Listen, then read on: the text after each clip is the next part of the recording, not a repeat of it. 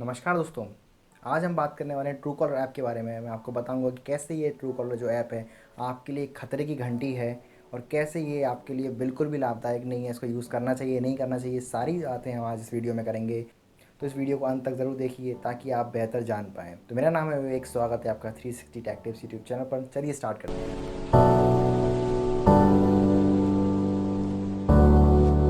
सबसे पहले बात करते हैं एप्लीकेशन वर्क कैसे करता है। तो जैसे ही आप इस एप्लीकेशन को इंस्टॉल कर लेती हैं, या तो ऐप स्टोर से या प्ले स्टोर से या कहीं से भी इसको इंस्टॉल कर लेती हैं, तो इंस्टॉल करने के बाद ये काफ़ी सारी परमिशंस आपसे लेता है, जैसे कि कॉल लॉग्स, कॉन्टैक्ट्स और बहुत सारी ऐसी परमिशंस हैं जो आपसे लेता है। और लेने के बाद वो सारी परमिशंस से डेटा को निकाल कर अपने सर्वर पर सेव कर लेता है, जैसे कि कॉन्टैक्ट्स हुआ आपका, कॉल लॉग्स हुए आपके, आपकी लोकेशन हुई और भी बहुत कुछ। अब बात करते हैं कि आपको डेटा दिखाता कैसे है। तो मैं बताना चाहूँगा कि डेटा इसने हमारे फ़ोन से ही लिया, वही डेटा अपने सर्वर पर सेव किया और वहीं से ये डेटा निकाल के आपको दिखाता है। लेट्स सपोज़ एक नंबर का डेटा, एक अननोन नंबर का डेटा जो आपके लिए अननोन है, उसका एक नाम आपको कैसे दिखाई देता है। उसका नाम दिखाने के लिए अपने डेटा में सर्च करता है जो डेटा इसने हम ही से लिया है। बहुत सारे लोगों के जिसमें एप्लीकेशन इंस्टॉल है ट्रू कॉलर का, उसमें आपका नंबर सेव है। लेट्स सपोज आप ट्रू कॉलर इंस्टॉल यूज़ भी नहीं करते हैं, पर आपका नंबर ऐसे बहुत सारे लोगों के फ़ोन में सेव है जो ट्रू कॉलर यूज़ करते हैं। और वहाँ से उसने आपका एक नंबर उठाया। नंबर उठाने के बाद अलग अलग लोगों ने, मान लीजिए अलग अलग नाम से भी आपका डेटा जो आपका नाम है वो सेव करके रखा है। जैसे मेरा ही एग्जांपल लेते हैं, मेरा नाम विवेक है और किसी ने विवेक दिल्ली, किसी ने विवेक ग्वालियर, किसी ने विवेक मेरे कॉलेज का नाम लगा दिया, या एक्स वाई जेड। तो जो भी कॉमन कीवर्ड होगा ये उसको अपने डेटा से उठाता है और फिर वो शो कर देता है।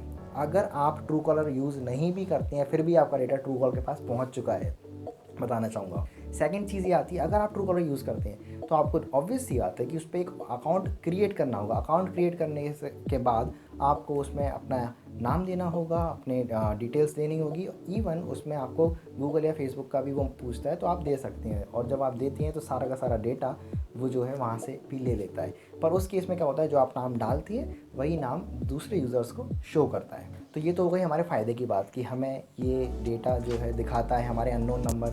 हमें जिसको जानते भी नहीं है, कॉल आने से पहले ही हमें मालूम पड़ जाता है कि ये उठाने से पहले हमें समझ में आ जाता है कि किसका कॉल उठाना है या नहीं उठाना है और किसका नंबर है।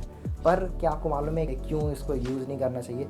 आइए समझते हैं। अब मैं बार बार क्यों कह रहा हूँ कि इसको यूज़ नहीं करना चाहिए। इसको यूज़ इसलिए नहीं करना चाहिए क्योंकि एक प्राइवेसी इशू है बहुत बड़ा।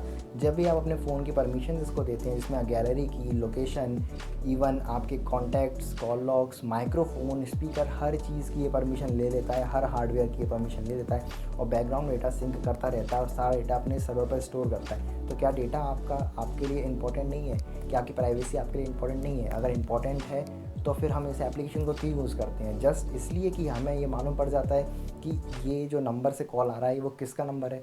तो वो तो आप वैसे भी मालूम कर सकती हैं।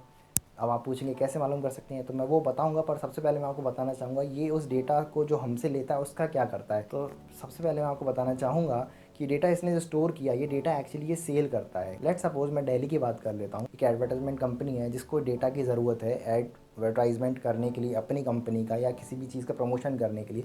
तो ट्रू कॉलर के पास जाएगा और वो मांगेगा कि ठीक है, मुझे आईटी कंपनीज़ में जो भी वर्कर्स काम करते हैं तो उनका डेटा दे दीजिए, या बैंकिंग सेक्टर में, या फिर आर्टिस्ट हो, या एक्स वाई जेड कोई भी ऐसी कैटेगरीज़ में भी डेटा मांग सकता है, या अलग भी तरीके से डेटा मांग सकता है। तो ट्रू कॉलर के पास हमारा सारा डेटा है ऑलरेडी, जो कि वो हमसे ही लेता है, जिसमें एक लेबल्स होते हैं, आजकल कैटेगरीज भी होती है, इसमें वो मांगता है कि ये सिंगर है, ये आर्टिस्ट है, ये बैंकर है, या ये किस सेक्टर में काम करते हैं। तो वो हमसे हमारा ही डेटा लेता है और हमसे ही हमारा डेटा लेने के बाद किसी और को ही सेल कर देता है। जो आप दिन भर कॉल आपको आती हैं, स्पैम कॉल्स आते हैं, वो भी एक्चुअली इसी तरीके से सेल होते हैं। जो अलग अलग कंपनी सेल कर रही हैं, अलग अलग एप्लीकेशंस आपका ही डेटा उठा के सेल कर रही हैं, जो कि एक बहुत बड़ा प्राइवेसी इशू है।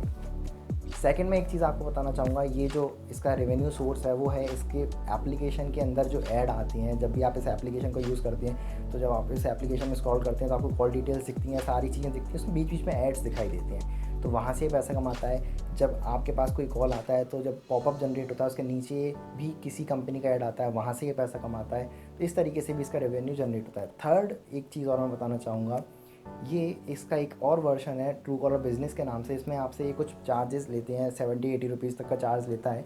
मंथली सब्सक्रिप्शन बेस्ड, और उसमें आपको जो भी लोगों ने आपका नंबर सर्च किया एक्चुअली ट्रू कॉलर पे, ये उनके कॉन्टैक्ट्स नेम आपको दिखा देता है।